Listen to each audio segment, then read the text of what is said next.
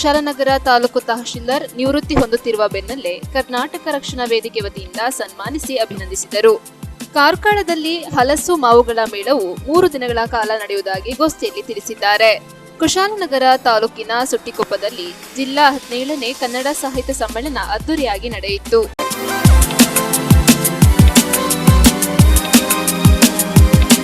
Lil Treasures pre school ಇಂದಿನ ಪೋಷಣೆ ನಾಳೆಯ ನಿರ್ಮಾಣ.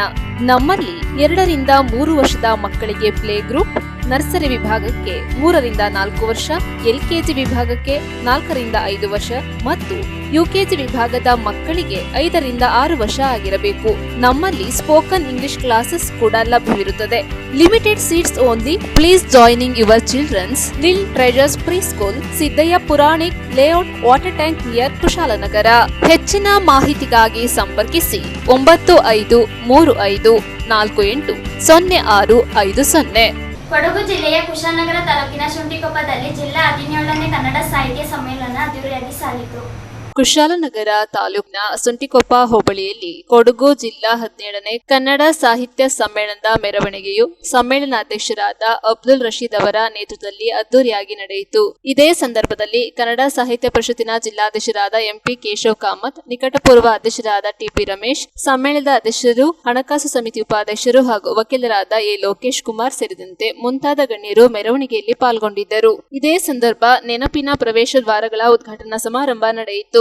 ಮೆರವಣಿಗೆಯಲ್ಲಿ ಡೊಳ್ಳು ಕುಣಿತ, ವೀರಗಾಸೆ, ಗೊಂಬೆ ಕುಣಿತ, ಮಂಗಳವಾದ್ಯ ಸೇರಿದಂತೆ ಇತರೆ ಸಾಂಸ್ಕೃತಿಕ ಕಲೆಗಳು ನೋಡುಗರ ಕಣ್ಮನ ಸೆಳೆದವು.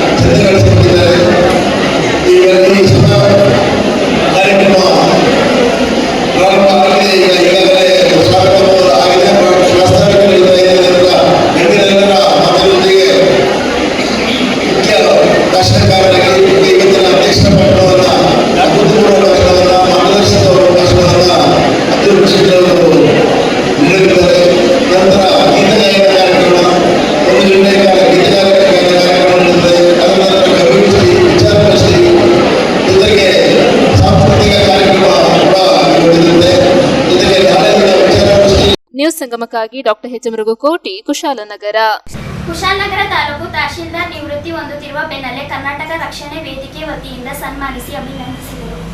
ಕುಶಾಲನಗರ ತಾಲೂಕು ತಹಶೀಲ್ದಾರ್ ಕಿರಣ್ ಜೆ ಗೌರೈ ಅವರು ನಿವೃತ್ತಿ ಹೊಂದುತ್ತಿರುವ ಬೆನ್ನಲ್ಲೇ ಕರ್ನಾಟಕ ರಕ್ಷಣಾ ವೇದಿಕೆ ಪ್ರವೀಣ್ ಶೆಟ್ಟಿ ಬಣದ ಕೊಡಗು ಜಿಲ್ಲಾಧ್ಯಕ್ಷರಾದ ದೀಪಕ್ ಕನ್ನಡಿಗ ಅವರ ನೇತೃತ್ವದಲ್ಲಿ ತಾಲೂಕು ಅಧ್ಯಕ್ಷರಾದ ಆಸಿಫ್ ಸಿಎಂ, ವಿಧಾನಸಭಾ ಕ್ಷೇತ್ರದ ಅಧ್ಯಕ್ಷರಾದ ಕನ್ನಡಿಗ ಆನಂದ್, ಗೌಡ ಕ್ಷೇತ್ರ ಉಪಾಧ್ಯಕ್ಷರಾದ ಜಯಸ್ವಾಮಿ, ನಗರ ಅಧ್ಯಕ್ಷರಾದ ಡಿಆರ್ ಯೋಗೇಶ್, ನಗರ ಉಪಾಧ್ಯಕ್ಷರಾದ ರವಿ ಡಿಎನ್, ಸುಂಟಿಕೊಪ್ಪ ಹೋಬಳಿ ಅಧ್ಯಕ್ಷರಾದ ಪವನ್ ಪಾಂಡು, ಸದಸ್ಯ ಗೋಪಿ ಕುಕ್ಕೆಶ್ರೀ, ತಾಲೂಕು ಯುವ ಘಟಕದ ಅಧ್ಯಕ್ಷರಾದ ಪುನೀತ್ ರವರುಗಳು ಸೇರಿ ತಹಶೀಲ್ದಾರ್ ಕಿರಣ್ ಜಿ ಗೌರೈ ಅವರಿಗೆ ಸನ್ಮಾನಿಸಿ ಗೌರವಿಸಿ ಅಭಿನಂದಿಸಿದರು. ವೇದಿಕೆ ಪ್ರವೀಣ್ ಶೆಟ್ಟಿ ಬಣ ಕೊಡಗು ಜಿಲ್ಲೆ ಇವರ ವತಿಯಿಂದ ಇವತ್ತು ಏನು ನಮ್ಮ ಕುಶಾಲನಗರ ತಾಲೂಕು ದಂಡಾಧಿಕಾರಿಯಾಗಿ 3 ವರ್ಷ ಯಾವುದೇ ಕಪ್ಪು ಚುಕ್ಕಿ ಇಲ್ಲದೆ ನಮ್ಮ ಕುಶಾಲನಗರ ಭಾಗದಲ್ಲಿರುವಂಥ ಸಮಾಜದ ಕಟ್ಟ ಕಡೆಯ ವ್ಯಕ್ತಿಗೂ ಕೂಡ ನ್ಯಾಯ ಕೊಡಿಸುವಂಥ ನಿಟ್ಟಿನಲ್ಲಿ ಉತ್ತಮ ರೀತಿಯ ಒಂದು ಕಾರ್ಯವನ್ನು ನಿರ್ವಹಿಸಿ ಇವತ್ತು ತಮ್ಮ ವೃತ್ತಿ ಜೀವನಕ್ಕೆ ಒಂದು ತೆರೆಯನ್ನು ಎಳೆದು ನಾಳೆ ದಿನ ನಮ್ಮ ಕುಶಾಲನಗರಕ್ಕೆ ಏನು ಇವರು ಸೇವೆ ಸಲ್ಲಿಸಿದ್ರು ಅದು ನಾಳೆಗೆ ಇವ್ರದ್ದು ಸೇವೆ ಕೊನೆಗೊಳ್ಳುತ್ತದೆ. ಈ ದೃಷ್ಟಿಯಿಂದ ನಮ್ಮ ತಾಲೂಕಿನಾದ್ಯಂತ ಏನು ಜನಗಳಿಗೆ ಮಾಡಿರುವಂಥ ಕೆಲಸಗಳಿರ್ಬೋದು, ಒಂದು ಅಧಿಕಾರಿಯಾಗಿ ಶಕ್ತಿ ಮೀರಿ ನಮ್ಮ ಈ ಭಾಗದಲ್ಲಿ ತಮ್ಮ ಕೈಲಾದಷ್ಟು ಎಲ್ಲ ರೀತಿಯ ನ್ಯಾಯವನ್ನು ಪಡಿಸುವಂಥ ಮುಖಾಂತರ ಕಾನೂನು ಚೌಕಟ್ಟಿನೊಳಗಡೆ ಕೂಡ ತುಂಬ ಕಡುಬಡವರಿಗೆ ಕಾನೂನು ಚೌಕಟ್ಟು ಬಿಟ್ಟು ಅಲ್ಪ ಸ್ವಲ್ಪ ಲೆಕ್ಕಾಚಾರ ಮಾಡಿ ನ್ಯಾಯ ಕೊಡಿಸುವಂಥ ಕೆಲಸ ಮಾಡೋದರಲ್ಲಿ ಮುಂಚೂಣಿಯಲ್ಲಿ ನಮ್ಮ ಕಿರಣ್ ಗೌರೈ ಸರ್ ಏನು ಕೆಲಸ ಮಾಡಿದರೆ ಅವರಿಗೆ ನಮ್ಮ ಕರ್ನಾಟಕ ರಕ್ಷಣಾ ವೇದಿಕೆ ಪ್ರವೀಣ್ ಶೆಟ್ಟಿ ಬಣ ಇದನ್ನ ಮನಗಂಡು ಅವ್ರಿಗೊಂದು ಸಣ್ಣದೊಂದು ಸನ್ಮಾನ ಕಾರ್ಯಕ್ರಮವನ್ನು ಹಮ್ಮಿಕೊಂಡಿದ್ದೀವಿ. ಇದಕ್ಕೆ ನಮ್ಮ ಸಂಘಟನೆಯ ಎಲ್ಲ ಜವಾಬ್ದಾರಿಯುತ ನಮ್ಮ ಆನಂದನ ಇರ್ಬೋದು, ಎಲ್ಲ ವಿವಿಧ ಘಟಕದ ಅಧ್ಯಕ್ಷರು, ಉಪಾಧ್ಯಕ್ಷರು, ಸದಸ್ಯರುಗಳೆಲ್ಲ ಸೇರಿಕೊಂಡು ಇವತ್ತಿನ ಸಣ್ಣ ಸನ್ಮಾನ ಕಾರ್ಯಕ್ರಮ ಏರ್ಪಡಿಸಿದ್ದೀವಿ. ಧನ್ಯವಾದಗಳು ಸರ್. ನ್ಯೂಸ್ ಸಂಗಮಕ್ಕಾಗಿ ಡಾಕ್ಟರ್ ಎಚ್ ಮೃಗುಕೋಟಿ, ಕುಶಾಲನಗರ. ಕೊಡಗು ಜಿಲ್ಲೆಯ ನಾಪಕ್ಲು ವ್ಯಾಪ್ತಿಯಲ್ಲಿರುವ ಮಸೀದಿಯಲ್ಲಿ ಬಕ್ರೀದ್ ಹಬ್ಬದ ಪ್ರಯುಕ್ತ ಪ್ರಾರ್ಥನೆ ಸಲ್ಲಿಸಿದರು. ತ್ಯಾಗ, ಬಲಿದಾನ ಹಾಗೂ ಸಮರ್ಪಣಾ ಮನೋಭಾವದ ಮಹತ್ವವನ್ನ ಸಾರುವ ಬಕ್ರೀದ್ ಹಬ್ಬವನ್ನ ನಾಪೋಕ್ಲು, ಹಳೆ ತಾಲೂಕು, ಎಮ್ಮೆಮಾಡು, ಕುಂಜಿಲ, ಕೊಳಕೇರಿ, ಕಿಕ್ಕೇರಿ, ಕೊಟ್ಟಮುಡಿ, ಚೆರಿಯ ಪರಂಬು ಸೇರಿದಂತೆ ಇನ್ನಿತರ ಮಸೀದಿಯಲ್ಲಿ ಅತ್ಯಂತ ಶ್ರದ್ಧಾ ಭಕ್ತಿ ಹಾಗೂ ಸಡಗರದಿಂದ ಆಚರಿಸಲಾಯಿತು. ನಾಪೋಕ್ಲ ಸಮೀಪದ ಹಳೆ ತಾಲೂಕು ಬದ್ರಿಯ ಜುಮ್ಮಾ ಮಸೀದಿಯ ಗೌರವಾನ್ವಿತ ಕತಿಬರಾದ ಕಹಲೀದ್ ಹಿಮಾಮಿ ಅವರ ನೇತೃತ್ವದಲ್ಲಿ ವಿಶೇಷ ಈದ್ ಮಿಲಾದ್ ನೆರವೇರಿತು. ವಿಶೇಷ ಈದ್ ನಮಾಜ್ ನಡೆಯಿತು. ಬಳಿಕ ಈದ್ ಸಂದೇಶ ಭಾಷಣ ನೀಡಿದ ಅವರು ಪ್ರವಾದಿ ಇಬ್ರಾಹಿಂ ಅವರ ನಿಷ್ಕಲ್ಮಶ ತ್ಯಾಗ ಮತ್ತು ದೇವರ ಮೇಲಿನ ದೃಢವಾದ ನಂಬಿಕೆಯನ್ನು ಸ್ಮರಿಸುತ್ತಾ ಸಮಾಜದಲ್ಲಿ ಪ್ರತಿಯೊಬ್ಬರೂ ಶಾಂತಿ, ಸಹನೆ ಮತ್ತು ಪರಸ್ಪರ ಸೌಹಾರ್ದತೆಯನ್ನು ಬೆಳೆಸಿಕೊಳ್ಳಬೇಕೆಂದು ಕರೆ ನೀಡಿದರು. ಈ ಸಮಾರಂಭದಲ್ಲಿ ಮಸೀದಿ ಜಮಾಅತ್ ಕಮಿಟಿ ಅಧ್ಯಕ್ಷರಾದ ಪಿಎ ಮೊಹಮ್ಮದ್, ಪದಾಧಿಕಾರಿಗಳು ಹಾಗೂ ಸದಸ್ಯರು ಉಪಸ್ಥಿತರಿದ್ದರು. ಪಟ್ಟಣದ ಮೊಹಿದ್ದೀನ್ ಜುಮ್ಮಾ ಮಸೀದಿಯಲ್ಲಿ ಕತಿಬರಾದ ಶೌಕತ್ ಸಖಾಫಿ ಅವರು ವಿಶೇಷ ಪ್ರಾರ್ಥನೆ ಸಲ್ಲಿಸಿ ಹಿತವಚನವನ್ನಾಡಿದರು. ಇದೇ ಸಂದರ್ಭ ಮಸೀದಿ ಜಮಾಅತ್ ಕಮಿಟಿ ಅಧ್ಯಕ್ಷ ಎಂಎಚ್ ಅಬ್ದುಲ್ ರೆಹಮಾನ್, ಕಾರ್ಯದರ್ಶಿ ಯೂನಸ್, ಉಪಾಧ್ಯಕ್ಷರಾದ ಅರ್ಫತ್, ಪದಾಧಿಕಾರಿಗಳು ಹಾಗೂ ಸದಸ್ಯರು ಉಪಸ್ಥಿತರಿದ್ದರು. ನಾಡಿನ ಸಮಸ್ತ ಜನತೆಗೆ ಬಕ್ರೀದ್ ಹಬ್ಬದ ಶುಭಾಶಯವನ್ನ ಕೋರಿದರು.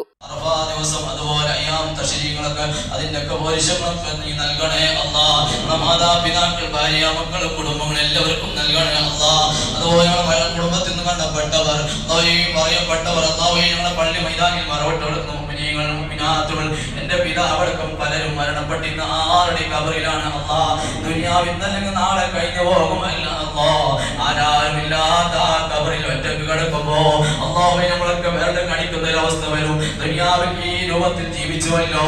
ഉസ്താദന്മാരും ആലിമീങ്ങളും സയ്യിദന്മാരും മുതിർന്നവരൊക്കെ പ്രായം ചെന്നവരൊക്കെ പറഞ്ഞു തരുമ്പോ അതിനൊക്കെ ധിക്കരിച്ചുകൊണ്ട് അഹങ്കരിച്ചുകൊണ്ട് നടന്നുവല്ലോ എന്നൊരു സങ്കടം പറയുന്നതിന് പകരം നന്നായി ഇനിയുള്ള ജീവിതം നന്നായി ജീവിക്കാൻ, ഇനിയുള്ള ദിവസങ്ങളിൽ അതായി നിസ്കരിക്കാൻ, സൽക്കർമ്മങ്ങളിലൊക്കെ പങ്കെടുക്കാൻ, പള്ളിയിൽ നടക്കുന്ന ഏത് മജ്ലിസിലും പങ്കെടുക്കാൻ നമ്മൾക്ക് എല്ലാവർക്കും നീ തൗഫീഖ് നൽകണേ അല്ലാഹ്.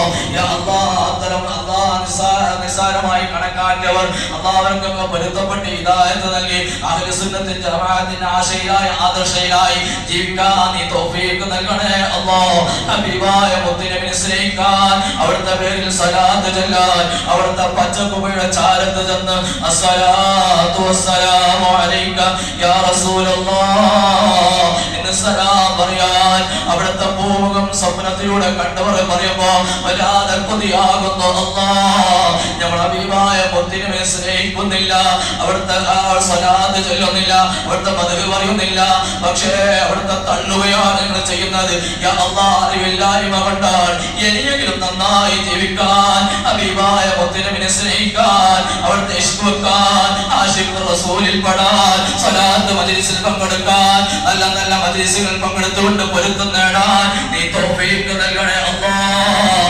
അവസാനം ഹൗദുൽ കൗസർ വാങ്ങി പിടിക്കുമ്പോ ഓടാ നിനക്ക് എന്റെ ഹൗദുൽ കൗസറില്ല, ഒരു ചാണമീനെ സൂര്യൻ എതിച്ചുകൊണ്ട് പ്രയാസപ്പെട്ടുകൊണ്ട് വെള്ളമില്ലാതെ വിഷമത്തിൽ കഴിയുമ്പോ അതാ ആശിഖ് റസൂൽ ഹബീബായ മുത്തിനെ സ്നേഹിച്ചവർക്ക്, അഹ്ലു സുന്നത്ത് വൽ ജമാഅത്തിന്റെ ആശയിലായി ജീവിച്ചവർക്ക് ನ್ಯೂಸ್ ಸಂಗಮಕ್ಕಾಗಿ ದುಗ್ಗಳ ಸದಾನಂದ ನಾಪೋಕ್ಲು. ಕಾರ್ಕಳದಲ್ಲಿ ಹಲಸು ಮಾವುಗಳ ಮೇಳವು 3 ದಿನ ನಡೆಯುವುದಾಗಿ ತಿಳಿಸಿದ್ದಾರೆ. ದೀಪಂ ಮತ್ತು ನಮ್ಮ ಕಾರ್ಲಾ ಪ್ರಾಯೋಜಕತ್ವದಲ್ಲಿ ಹಲಸು ಮಾವು ಮತ್ತು ಸ್ವದೇಶಿ ಉತ್ಪನ್ನಗಳ ಮೇಳ ಇಂದಿನಿಂದ 3 ದಿನಗಳ ಕಾಲ ಭಗವಾನ್ ಬಾಹುಬಲಿ ಪ್ರವಚನ ಮಂದಿರ ದಾನಶಾಲೆಯಲ್ಲಿ ನಡೆಯುತ್ತಿದ್ದು, ಹಲಸು ಮಾವು ಸ್ವದೇಶಿ ಉತ್ಪನ್ನಗಳ ಮೇಳದ ಉದ್ಘಾಟನೆಯನ್ನ ಕಾರ್ಕಳ ಶಾಸಕರಾದ ವಿ ಸುನಿಲ್ ಕುಮಾರ್ ದೀಪ ಬೆಳಗಿಸಿ ಉದ್ಘಾಟಿಸಿದರು. ನಂತರ ಮಾತನಾಡಿದ ಅವರು, ಸ್ವದೇಶಿ ಉತ್ಪನ್ನಗಳ ಮೇಳವನ್ನು ನಡೆಸುವ ಮುಖಾಂತರ ಸ್ಥಳೀಯ ಉದ್ಯಮಿಗಳಿಗೆ ಪ್ರೋತ್ಸಾಹ ಮತ್ತು ಆದ್ಯತೆಯನ್ನು ಕೊಡಬೇಕು.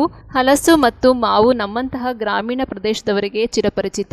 ನಾವೆಲ್ಲ ಸಣ್ಣದಿರುವಾಗ ಹಲಸು ಮತ್ತು ಮಾವಿನ ಹಣ್ಣನ್ನೇ ಅವಲಂಬಿಸಿಕೊಂಡು ಇದ್ದೆವು. ಬಡತನ ಇದ್ದಾಗ ಹಲಸಿನಿಂದಲೇ ಹೊಟ್ಟೆ ತುಂಬಿಸಿಕೊಳ್ಳುವಂತಹ ನೂರಾರು ಕುಟುಂಬಗಳು ನಮ್ಮ ತಾಲೂಕಿನಲ್ಲಿ ಇತ್ತು.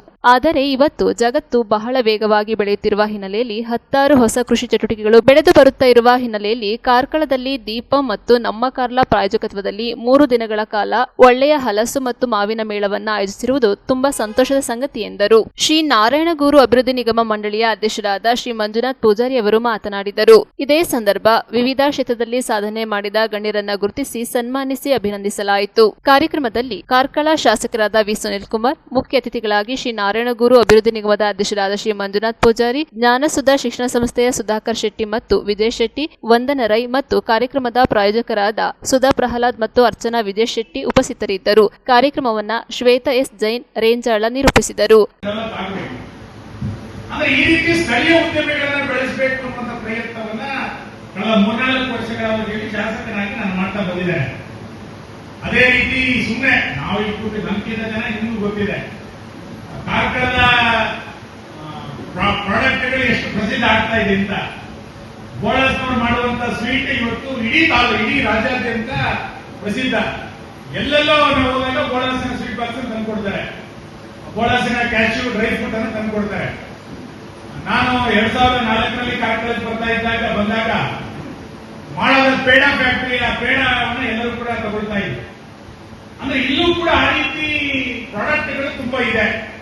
ನಾವು ಇದನ್ನ ಖರೀದಿಸಬೇಕು, ಬೆಂಬಲಿಸಬೇಕು ಮತ್ತು ನಮ್ಮ ಪರಿಚಯಸ್ಥರಿಗೆ ಇದನ್ನ ಹೇಳಲಿಕ್ಕೆ ಪ್ರಾರಂಭ ಆದ್ರೆ ಖಂಡಿತ ಕಾರ್ಕಳದ ಉದ್ಯಮ ಹೊಸ ರೂಪವನ್ನು ತೆಗೆದುಕೊಳ್ಳಲಿಕ್ಕೆ ಸಾಧ್ಯ ಇದೆ. ಕೊನೆಯ ವಾರದಲ್ಲಿ ಅಥವಾ ಜುಲೈ ಮೊದಲನೇ ವಾರದಲ್ಲಿ ಕಾರ್ಕಳದಲ್ಲಿ ಉತ್ಪಾದನೆ ಮಾಡುವಂತಹ ಪ್ರಾಡಕ್ಟ್ಗಳಿಗೆ ಒಂದು ಮೇಳ ಮಾಡಬೇಕು ಅಂತ ಯೋಚನೆ ಮಾಡಿದ್ದಾರೆ.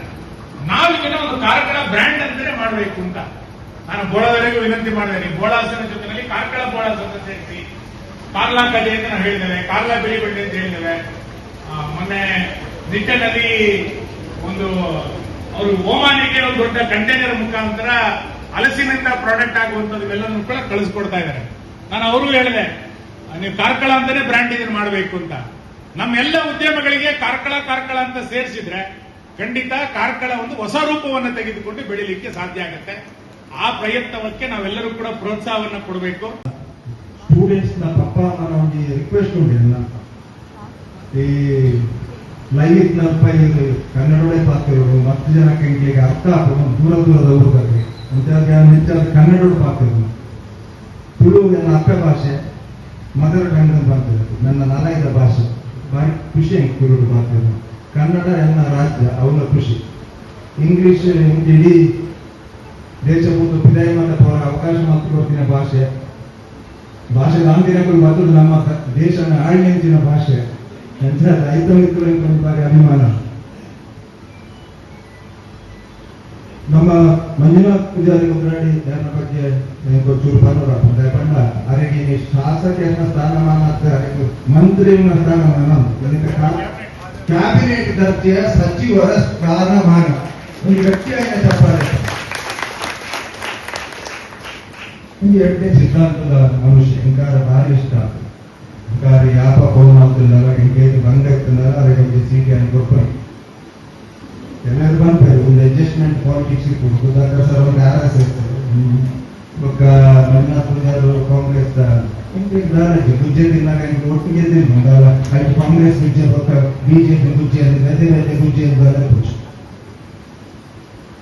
ನನಗೆ ಬಹಳ ಇಷ್ಟ ಆಗುತ್ತೆ ಅಂತ ಹೇಳಿದ್ರೆ ಈ ಎರಡು ಮಾವು ಮತ್ತೆ ಹಲಸು ಯಾಕೆ ಇಷ್ಟ ಅಂತ ಹೇಳಿದ್ರೆ ನಮ್ಮ ಪಪ್ಪನ ಅಮ್ಮನ ಕಾಲಕ್ಕೆ ಹೋದರೆ ಸಾಗುವಳಿ ಕೆಲಸ ಮಾಡುವಾಗ ಹೆಚ್ಚು ದಿವಸ ಇದೇ ಜೀವನವನ್ನು ನಡೆಸಿದೆ.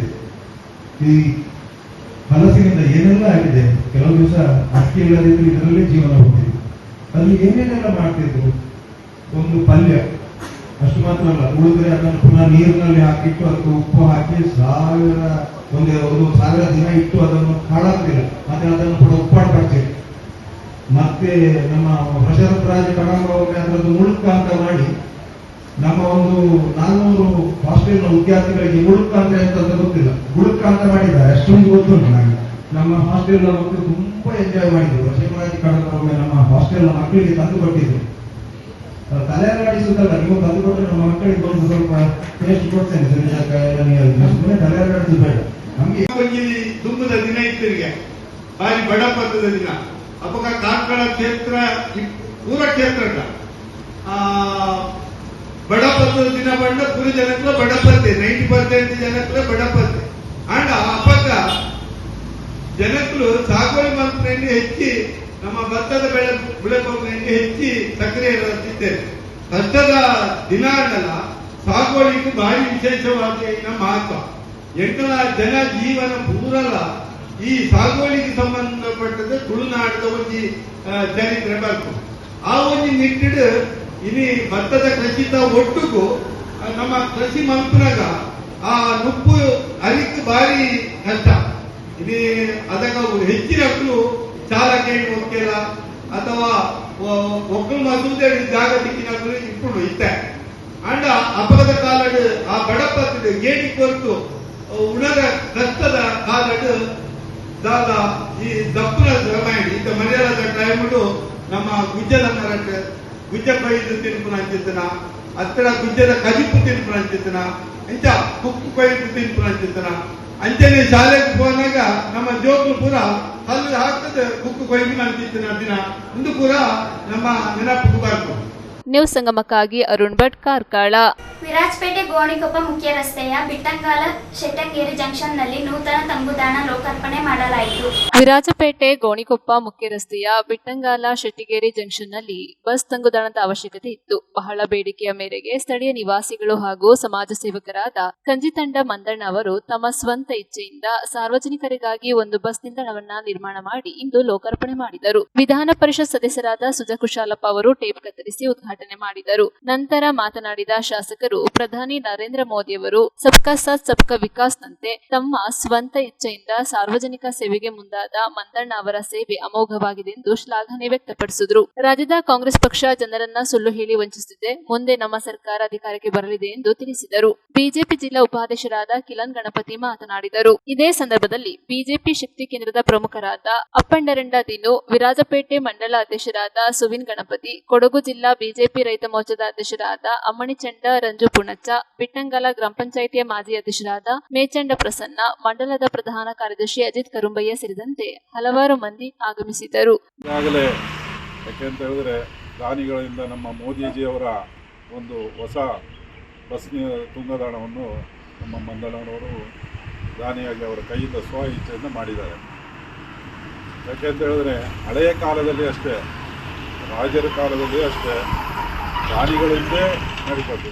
ಹಳೆಗಾಲದ ಪಾಳೆಗಾರಿಕೆ ಇದ್ದ ಟೈಮಲ್ಲೇ ನಮ್ಮ ರಾಜ್ಯಕ್ಕೆ ಬಂದ ಜಂಗಮ ಜೋಗೆ ದಾಸೇನಾಗಿ ಬಂದವಂತವನ್ನೇ ನಮಗೆ ಇಲ್ಲಿ ವಿದ್ಯೆ ಕೊಡಬೇಕು ಅಂತ ಹೇಳುವಾಗ ಎಲ್ಲರೂ ಒಂದು ಜೋಪಟಿಯನ್ನು ಕಟ್ಟಿ ನಮ್ಮ ಪಾಳೆಗಾರಿಕೆ ಇದ್ದ ನಾವು ಲೋಕಲ್ ಅವರು ಜೋಪಟಿ ಕಟ್ಟಿ ಅವನ್ನ ವಿದ್ಯೆ ಕೊಡಲಿಕ್ಕಾಗಿ ಎಲ್ಲರೂ ದಾನ ಕೈಯಿಂದ ಮಾಡಿದಂಥ ವ್ಯವಸ್ಥೆ ಇದೆ. ಹಾಗೆ ಬ್ರಿಟಿಷ್ ಕಾಲದಲ್ಲೂ ಅಷ್ಟೇ, ಹಾಗೆ ಸ್ವತಂತ್ರ ಪೂರ್ವದಲ್ಲಿಯೂ ಈಗಲೂ ಅಷ್ಟೇ ದಾನಿಗಳು ಇದ್ದರೆ ಮಾತ್ರ ದೇಶ ಅಭಿವೃದ್ಧಿ ಆಗುತ್ತೆ. ಹಾಗೆ ಇವತ್ತು ಮಂದಣ್ಣವರು ಪಕ್ಷದಲ್ಲಿ ಬಹಳ ಸಕ್ರಿಯವಾಗಿ ಪಕ್ಷಕ್ಕಾಗಿ ಭಾಳ ಕೆಲಸ ಮಾಡ್ತಾ ಇದ್ದಾರೆ. ಅದೇ ರೀತಿ ದಾನಗಿರಿ ನಮ್ಮ ಭಾರತೀಯ ಜನತಾ ಪಕ್ಷ ಜನಸಂಘ ಇದ್ದ ಕಾಲದಿಂದ ಹಿರಿಯರಿದ್ದಾರೆ. ಒಂದು ಕಾಲದಲ್ಲಿ ಇಲ್ಲಿ ಬಿಟ್ಟಂಗಾಲದಲ್ಲಿ 1985 ಎಲೆಕ್ಷನ್ನಲ್ಲಿ 11:30 ಗಂಟೆಗೆ ನಮ್ಮ ಹಿರಿಯರಾದ ನಾರಾಯಣರಾವ್ ಒಟ್ಟಿಗೆ ಕಟೀಲಾಯರವರು ಚುನಾವಣಾ ಪ್ರಚಾರ ಮಾಡುವಾಗ ಕೇವಲ 3 ಜನ ಮಾತ್ರ 4 ಜನ ಇದ್ದರು. ಹಾಗಾಗಿ ಜನಪದ ಕಾರ್ಯಕರ್ತರು ಭಾಷಣ ಕಂಬಕ್ಕೆ ಹೊಡೆದು 3 ಜನ ಕಾರ್ಯಕರ್ತರು, ಹಿರಿಯರು ಒಂದು 2-3 ಜನ ಇದ್ದರು. ಅಂಥ ಪರಿಸ್ಥಿತಿಯಲ್ಲಿ ಪಕ್ಷ ಸಂಘಟನೆ ಮಾಡಿ ಇವತ್ತು ಕೇಂದ್ರದಲ್ಲಿ ಭಾರತೀಯ ಜನತಾ ಪಕ್ಷವಿದೆ, ಕರ್ನಾಟಕದಲ್ಲಿ ನಮ್ಮ 2 ಸಾರಿ ನಮ್ಮ ಭಾರತೀಯ ಜನತಾ ಪಕ್ಷ ಒಳ್ಳೆ ಸತ್ಯ ದಕ್ಷ ಪ್ರಾಮಾಣಿಕ ಆಡಳಿತವನ್ನು ಕೊಟ್ಟು ಇವತ್ತು ಮೋದಿಯವರ ಏನು ಭಾರತ ಕಳೆದ ನಮಗೆ ಸ್ವತಂತ್ರತೆಗೆ 76 ವರ್ಷಗಳಾಗಿದೆ. ಈ 76 ವರ್ಷಗಳಲ್ಲಿ ಆ ಕಾಂಗ್ರೆಸ್ಸಿನವರು 56-58 ವರ್ಷಗಳ ಆಡಳಿತ ನಡೆಸಿ ದೇಶದ ಜನರನ್ನು ಮಂಗ ಮಾಡುತ್ತೆ, ಸುಳ್ಳು ಹೊಡೆದು ಸುಳ್ಳು ಅಂತ ಒಳ್ಳೆಯ ಕೆಟ್ಟದನ್ನೇ ಒಳ್ಳೆಯದಂತ ಪ್ರಚಾರ ಮಾಡೋದು, ಅವರು ಮಾಡಿದ ಹಗರಣಗಳನ್ನು ಸುಳ್ಳು ಹೊಡೆದು ಒಳ್ಳೆಯ ರೀತಿ ಬಿಡಿಸಿದೆ. ಇವತ್ತು ಅವರು ಮಾಡ್ತಾ ಇರೋದು ಕಾಂಗ್ರೆಸ್ನವರ ಸುಳ್ಳಿನ ಪ್ರಚಾರ. ಇವತ್ತು ಮೋದಿಯವರು ಅಷ್ಟು ಒಳ್ಳೆಯ ಈ ಕೇವಲ 2ನೇ ಸಾರಿ 3ನೇ ಸಾರಿಗೆ ಅವಧಿಗೆ ಅವರು ಮಾಡ್ತಾರೆ 12 ವರ್ಷಗಳ ಒಳ್ಳೆಯ ಆಡಳಿತ ಕೊಟ್ಟು ಇವತ್ತು ದೇಶ ವಿಶ್ವದಲ್ಲೇ ಗುರುತಿಸುವಂಥ ಇದರಲ್ಲಿ ದೇಶದ ಅಭಿವೃದ್ಧಿ ಮಾಡ್ತಾ ಇದ್ದಾರೆ. ಹಾಗೆ ವಿಶ್ವದಲ್ಲಿ ವಿಶ್ವಗುರುವಾಗಿ ಬೆಳೀತಾ ಇದೆ. ಮುಂದೆಲ್ಲ ನಾವು ಭಾರತದಿಂದ ಹೊರಗಡೆ ದೇಶ ಹೋದಾಗ ಭಿಕ್ಷುಕರ ದೇಶ ಅಂತ ಹೇಳ್ತಾ ಇದ್ವಿ. ಯಾಕೆಂದರೆ ಇಲ್ಲಿಯ ಪ್ರಧಾನಮಂತ್ರಿ ಹೋದಾಗ ಭಿಕ್ಷೆ ಬೇಡಕ್ಕೆ ಬರ್ತಾ ಇದ್ರು. ಅಂಥ ಪರಿಸ್ಥಿತಿಯಲ್ಲಿ ಇವತ್ತು ಭಾರತ ದೇಶ ಒಂದು ಅವ್ರನ್ನ ರೆಡ್ ಕಾರ್ಪೆಟಾಗಿ ಸ್ವಾಗತ ಮಾಡುವಂಥ ಪರಿಸ್ಥಿತಿ. ಪ್ರತಿಯೊಬ್ಬ ಭಾರತದ ಪ್ರಜೆ ಹೊರಗಡೆ ದೇಶಕ್ಕೆ ಹೋದಾಗ ವಿಶೇಷವಾದಂಥ ಗೌರವ ಸಿಗುವಂಥ ವ್ಯವಸ್ಥೆ. ಹಾಗೆ ಮುಸ್ಲಿಮ್ಸ್ ಕಂಟ್ರಿಯಲ್ಲಿ ಅಷ್ಟೇ ಇವತ್ತು ದುಬಾಯಲ್ಲಿ 100 ಎಕರೆ ಚಿಲ್ಲರೆಯಷ್ಟು ಗಣಪತಿ ದೇವಸ್ಥಾನ ಕಟ್ಟಿ ಉದ್ಘಾಟನೆ ಮಾಡಿದಂಥ ದಾಖಲೆ ನಮ್ಮ ಭಾರತೀಯ ಜನತಾ ಪಕ್ಷ ನರೇಂದ್ರ ಮೋದಿಯವರ ಆಡಳಿತ ನಡೆಸೋದು. ಹಾಗೆ ಪ್ರತಿಯೊಂದು ನಮ್ಮ ರಾಜ್ಯ ಸರ್ಕಾರ ಇದ್ದಾಗಲೂ ಅಷ್ಟೇ ಕೃಷಿಗೆ ಈ ಒಂದೊಂದು ಸಬ್ಸಿಡಿ ಕೊಡುವಂಥದ್ದು ಮತ್ತು ರಸ್ತೆಗಳ ಅಭಿವೃದ್ಧಿಯನ್ನು ನಾವು ಕಾಣ್ತಾ ಇದ್ದೇವೆ. ಮುಂದಿನ ದಿನಗಳಲ್ಲಿ ನಮ್ಮ ಈ ಕಾಂಗ್ರೆಸ್ನ ಜಿಲ್ಲಾಡಳಿತ ಹಿಂದೂ ವಿರೋಧಿ ಆ ಆಡಳಿತವನ್ನು ಧಿಕ್ಕಾರ ಮಾಡಿ ಹಿರಿಯ ಕಾರ್ಯಕರ್ತರು ಹೆಚ್ಚು ಹೋರಾಟಕ್ಕೆ ಇಳಿಬೇಕು. ಯಾಕಂದರೆ ಹೋರಾಟ ಇಳಿದರೆ ಮಾತ್ರ ನಾವು ನಾಯಕರಾಗೋದು. ನಮಗೆ ಮುಂದಿನ ದಿನಗಳಲ್ಲಿ ನಮ್ಮ ರಾಜ್ಯದಲ್ಲಿ ಸರ್ಕಾರ ಬರ್ತದೆ. ಸರ್ಕಾರ ಬಂದಾಗ ಒಳ್ಳೆಯ ಆಡಳಿತವನ್ನು ಕೊಡ್ಬೋದು. ಮತ್ತು ಹಿರಿಯ ಕಾರ್ಯಕರ್ತರು ಹಿರಿಯರಿಗೆ ಏನು ಪಕ್ಷಕ್ಕಾಗಿ ದುಡಿದವರಿಗೆ ಆ ಜನಸಂಘ ಕಾಲದಲ್ಲಿ ದುಡಿದಂಥ ಹಿರಿಯರಿಗೆ ಒಂದು ರೆಸ್ಪೆಕ್ಟನ್ನು ಕೊಡುವಂಥ ವ್ಯವಸ್ಥೆಯನ್ನು ಹಿರಿಯ ಕಾರ್ಯಕರ್ತರು ಮಾಡ್ಕೊಳ್ಳೋದಕ್ಕೆ ಇಟ್ಟುಕೊಳ್ಳುತ್ತೆ. ಆವಾಗ ನಮ್ಮ ಭಾರತೀಯ ಜನತಾ ಪಕ್ಷ ಜನಸಂಘಕ್ಕೆ ಆಗಲಿ BJP ಆಗಲಿ ಸ್ಟಾರ್ಟ್ ಆದಾಗ ಅವತ್ತು ಯಾವುದೇ ಆಕಾಂಕ್ಷಿಗಳಿಲ್ಲದೆ ಅವರು ಸ್ವಯಂ ಮನೆಯಿಂದ ಖರ್ಚು ಮಾಡಿ ಪಕ್ಷಗಳನ್ನು ಸಂಘರ್ಷ ಮಾಡಿದಂಥ ಹಳೇ ಹಿರಿಯ ಕಾರ್ಯಕರ್ತರು ಸುಮಾರಿದ್ದಾರೆ. ಯಾಕೆಂತಂದರೆ ಇವತ್ತು ನಮಗೆ ಸರ್ಕಾರ ಬಂದಿದೆ, ಬೆನಿಫಿಟ್ ಇದೆ. 1991ರಿಂದ ಇವತ್ತು ಸರ್ಕಾರದಿಂದ MP ಚುನಾವಣೆ ಇದ್ದಾಗ ಸರ್ಕಾರದ ಬೆನಿಫಿಟ್ ಸಿಗ್ತಾ ಇತ್ತು. ಆವಾಗ ಪ್ರಚಾರ ಮಾಡಿದ್ದೀವಿ. 94ರಿಂದ MLAಗಳು ಅದಕ್ಕಿಂತ ಹಿಂದೆ ಆ ರೀತಿ ಪರಿಸ್ಥಿತಿ ಇಲ್ಲ. ಒಂದು ಸ್ವಚ್ಛ ದಕ್ಷ ಪ್ರಾಮಾಣಿಕ ದೇಶ ಪ್ರೇಮ ಅದರ ಮೇಲೆ ಹೋರಾಟ ಮಾಡಿ ಆ ಹಿರಿಯ ಕಾರ್ಯಕರ್ತರು ಇವತ್ತು ಅವರು ಸಂಘಟನೆ ಮಾಡಿದ ಮೂಲ ಕಾರಣ. ಅದಕ್ಕಾಗಿ ಒಂದು ಬಸ್ ಉದ್ಘಾಟನೆಯನ್ನು ಜನರ ಸುರಕ್ಷತೆಗೆ, ಜನರ ತಂಗುದಾಣಕ್ಕೆ ತನ್ನ ಸ್ವಂತ ಶಕ್ತಿಯಲ್ಲಿ ನಿರ್ಮಿಸಿ ಸಬ್ಕೆ ಸಾಥ್ ಸಬ್ಕೆ ವಿಕಾಸಿಗೆ ಮಾದರಿಯಾಗಿ ಇವತ್ತು ಲೋಕಾರ್ಪಣೆಯನ್ನು ಕಂಜಿತಂಡ ಮಂದಣ್ಣನವರು ಮಾಡಿದ್ದಾರೆ. ಇವರಿಗೆ ಇಡೀ ಗ್ರಾಮಸ್ಥರ ಪರವಾಗಿ ತುಂಬು ಹೃದಯದ ಅಭಿನಂದನೆಯನ್ನು ಸಲ್ಲಿಸ್ತೇನೆ. ಯಾಕೆಂದರೆ ಬಂಧುಗಳೇ, ಈಗಿನ ದಿನದಲ್ಲಿ ರಸ್ತೆ ಹೋಗುವಾಗ ರಸ್ತೆಯಲ್ಲಿ 3 ಅಡಿ ಜಾಗ ಬಿಡೋಕ್ಕೆ ಬೇಲಿ ಕಿತ್ತಾಡುವಂಥ ಸಮಯದಲ್ಲಿ ತನ್ನ ಉದಾರ ಮನಸ್ಸಿನಿಂದ ಸಿಕ್ಕಿದಂಥ ಜಾಗದಲ್ಲಿ ಮಾದರಿಯಾಗಿ ಒಂದು ಗ್ರಾಮ ಅಭಿವೃದ್ಧಿ ಆದರೆ ದೇಶ ಅಭಿವೃದ್ಧಿ ಆಗುತ್ತೆ ಅಂತ ಹೇಳುವಂಥ ನರೇಂದ್ರ ಮೋದಿ ಅವರ ಚಿಂತನೆಗೆ ಪೂರಕವಾಗಿ ಇವತ್ತು ಅವರು ಕೆಲಸ ಮಾಡಿದ್ದಾರೆ. ಅಂದರೆ ಅವರು ಒಂದು ಸಮಾಜಕ್ಕೆ ಒಂದು ಸೇವಾ ರೀತಿಯಲ್ಲಿ ಬೇರೆಯವರಿಗೆ ಒಂದು ಪ್ರೇರಣೆ ಆಗಿದೆ ಅಂತ ಹೇಳಿದ್ರು ತಪ್ಪಾಗಲಾರದು. ಏಕೆಂದರೆ ಈಗಿನ ಒಂದು ಪರಿಸ್ಥಿತಿಯಲ್ಲಿ ನೀವು ನೋಡಿರ್ಬೋದು, ಸನ್ಮಾನ್ಯ ಸಿದ್ದರಾಮಯ್ಯನವರು ರಾಜೀನಾಮೆ ಕೊಡ್ತಾರೆ, ಶಿವಕುಮಾರ್ ಅವರು CM ಆಗ್ತಾರೆ ಅಂತ ಹೇಳಿಕೆ ನೋಡಿದ್ದಾರೆ. ಆದರೆ ಅವರ ಕಲ್ಮಶ ಎಷ್ಟಿದೆ ಅಂದರೆ ರಾಜೀನಾಮೆ ಕೊಡುವಂಥ ಸಮಯದಲ್ಲೂ ಸೆಂಟ್ರಲ್ ಕೇಂದ್ರದಲ್ಲಿ ನರೇಂದ್ರ ಮೋದಿ ಅವರು ಯಾವುದೇ ಅನುದಾನ ಕೊಡ್ತಾ ಇಲ್ಲ, GSTಯನ್ನು ವಂಚನೆ ಮಾಡ್ತಾ ಇದ್ದಾರೆ, ಕರ್ನಾಟಕಕ್ಕೆ ಸಲ್ಲಿಸುವುದಿಲ್ವ ಅಂತ ಹೇಳೋ ಮಾತನ್ನು ಹೇಳ್ತಾರೆ. ಯಾಕೆಂದರೆ ಬಂಧುಗಳೇ, GSTಯಲ್ಲಿ ಕರ್ನಾಟಕದಲ್ಲಿ ಅತ್ಯಂತ ಇದು ಕೊಟ್ಟರು ಸಹ ಕರ್ನಾಟಕ ಏನು ಭಾಗಶಃ ಶೇರ್ ಸಿಗಬೇಕು ಅದನ್ನು ನಿರಂತರ ಕೊಡ್ತಾ ಇದ್ದಾರೆ. ಜನರಿಗೆ ತಪ್ಪು ಮಾಹಿತಿಯನ್ನು ಕೊಡುವುದರ ಮೂಲಕ ಜನರನ್ನು ದಾರಿ ತಪ್ಪಿಸುವಂಥ ಕೆಲಸ ಮಾಡ್ತಾ ಇದ್ದರೆ ಅದು ಕಾಂಗ್ರೆಸ್ ಸರ್ಕಾರ, ಭ್ರಷ್ಟ ಸರ್ಕಾರ ಅಂತ ಹೇಳಿದ್ರು ತಪ್ಪಾಗಲಾರದು. ಅದರಿಂದ ಬಂಧುಗಳೇ, ಈ ದಿನ ಅದಕ್ಕೆ ಪೂರಕವಾಗಿ ಸುಜಾ ಕುಶಾಲಪ್ಪನವರು ಹಾಗೆ ಮಾತಾಡೋದು, ಇಂದಿನ ದಿನದಲ್ಲಿ ಯಾವ ಥರ ಪಕ್ಷ ಇತ್ತು, ಈ ಥರ ಯಾವಾಗ ಪಕ್ಷ ಸಂಘಟನೆಯಾಗಿ ಜನರಿಗೆ ಒಂದು ಅಭಿವೃದ್ಧಿ ದಾರಿಯಲ್ಲಿ ಹೋಗುವ ನಿಟ್ಟಿನಲ್ಲಿ ಇದ್ದರೂ ಸಹ ಕಾಂಗ್ರೆಸ್ ದುರಾಡಳಿತದಿಂದ ಯಾವುದೇ ಅಭಿವೃದ್ಧಿ ಆಯ್ತಾ ಇಲ್ಲ, ಅಭಿವೃದ್ಧಿ ಶೂನ್ಯ ಅಂತ ಹೇಳೋದು ತಪ್ಪಾಗಲಾರದು. ಇಂಥ ಒಂದು ಸಮಯದಲ್ಲಿ ನಮ್ಮ ಸಂಗೀತಮ್ಮ ಮಂತ್ರಮ್ಮ ಅವರು ತನ್ನ ಸ್ವಂತ ಶಕ್ತಿಯಲ್ಲಿ ಒಂದು ಬಸ್ಸು ನಿಲ್ದಾಣವನ್ನು ನಿರ್ಮಿಸಿ ಒಂದು ಮಾದರಿಯಾಗಿ ಇವತ್ತು ಹೊರಹೊಮ್ಮಿದ್ದಾರೆ. ಅವರಿಗೂ ಅವರ ಸಂಸಾರಕ್ಕೆ ಕುಲದೇವತೆಯಾದ ಕಾವೇರಮ್ಮ ಇಗ್ಗುತ್ತಪ್ಪ ಆಶೀರ್ವಾದ ಮಾಡಲಿ ಹಾಗೂ ಈ ತಂಗುದಾನ ಗ್ರಾಮಸ್ಥರಿಗೆ ಒಂದು ಪ್ರೇರಣೆ ಆಗಲಿ ಅಂತ ಹೇಳುವ ಮಾತನ್ನು ಹೇಳುತ್ತಾ ನ್ಯೂಸ್ ಸಂಗಮಕ್ಕಾಗಿ ರವಿಕುಮಾರ್, ವಿರಾಜಪೇಟೆ. ಕಾರ್ಕಳ ಪುರಸಭೆ ವ್ಯಾಪ್ತಿಯ ಅನಂತಶಯನ ದೇವಸ್ಥಾನದ ಬಳಿ ಬೃಹತ್ ಗಾತ್ರದ ಬಾವಿ ನಿರ್ಮಾಣವಾಗಿದ್ದು ಸಾರ್ವಜನಿಕರು ಪುರಸಭೆ ವಿರುದ್ಧ ಧಿಕ್ಕಾರ ಕೂಗಿದರು.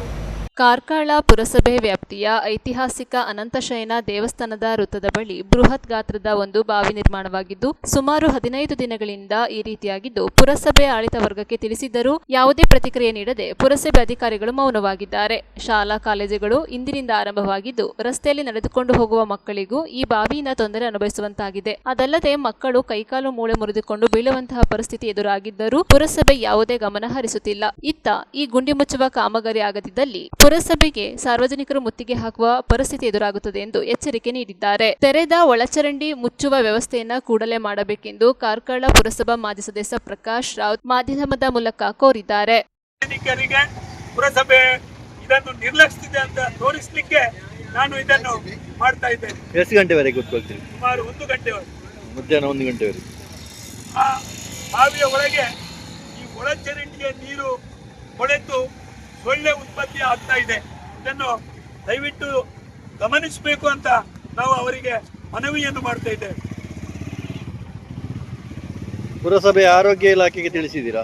ಪುರಸಭೆಯ ಆರೋಗ್ಯ ಇಲಾಖೆ ಕೂಡ ಇದಕ್ಕೆ ಮುತುವರ್ಜಿ. ವಿಶೇಷ ಅಂತ ಹೇಳಿದ್ರೆ ಈ ರಸ್ತೆಯ ಬದಿಯಲ್ಲಿರುವ ಚರಂಡಿಯ ಮಳೆ ನೀರು ಚರಂಡಿಯ ಮಣ್ಣನ್ನು ತೆಗೆದು 1 ವಾರ ಆಯಿತು, ಇನ್ನೂ ಕೂಡ ಆ ಮಣ್ಣು ಮೇಲೆ ಹಾಕಿದ್ದನ್ನು ತೆರವು ಮಾಡಲಿಲ್ಲ.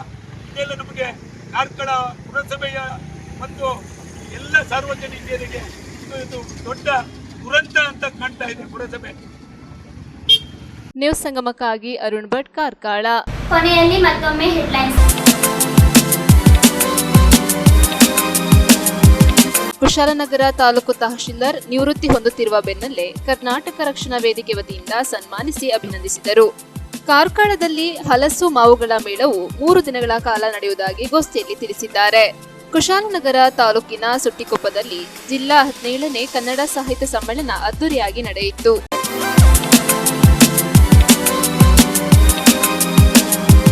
ಇಲ್ಲಿಗೆ ನ್ಯೂಸ್ ಸಂಗಮ ಮುಕ್ತಾಯವಾಯಿತು. ಸುದ್ದಿ, ಮಾಹಿತಿ, ಮನೋರಂಜನೆಗಾಗಿ ನೋಡ್ತಾ ಇರಿ ಸಂಗಮ ಟಿವಿ.